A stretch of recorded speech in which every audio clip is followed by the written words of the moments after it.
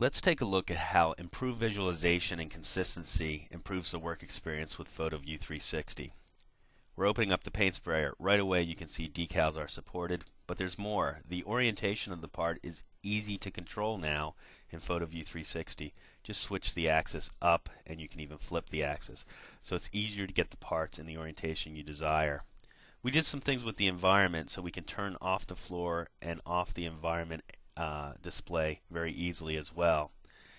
And one enhancement that I really like is the ability to save custom views.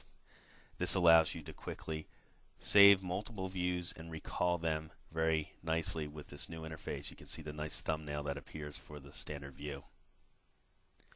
But that's not all we did in PhotoView 360.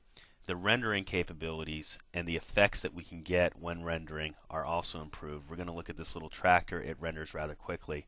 You can see I can go to a saved view, and what's nice in this release, we can change between a perspective and orthographic view. When I zoom in, you can see here in the orthographic view there is no perspective. Those wheels are aligned, but by switching back to a perspective you can see how they taper in based off the perspective angle. You might also notice that in this camera setting tab I have the ability now to do depth of field. What this actually does is introduces a focal length to our camera and an f-stop. A quick render will show you that by decreasing the f-stop you will increase the blurriness of the areas beyond the focal length and get that true photographic effect. Here you can see the back of the tractor is slightly blurred compared to the front of the tractor. It's easy to define the focal point with the mouse. It's simply a mouse click. Now there's another effect that increases the realism of the PhotoView 360 scenes, and that's called bloom, and it works best when you have materials that emit light. It's in the output setting, and by enabling bloom, the bloom threshold and bloom radius, you're actually looking at the scene and determining what are the brightest surfaces and then casting those surfaces out with a bloom radius.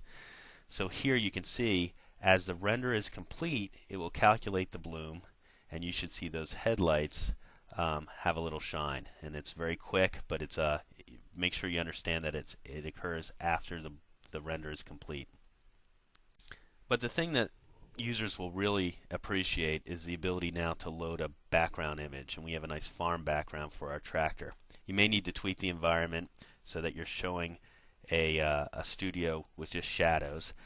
And what's nice about this background image, you can see that we're still casting shadows off the model, and this appears on the background image as well. So it gives you a nice 3D effect.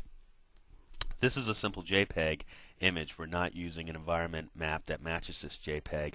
You would even get better results if you had a matching environmental map with the photograph. But you can see how quickly we can get a nice photorealistic result. Very quickly this simple toy tractor looks at home in a realistic background. So it's very quick, very easy to use.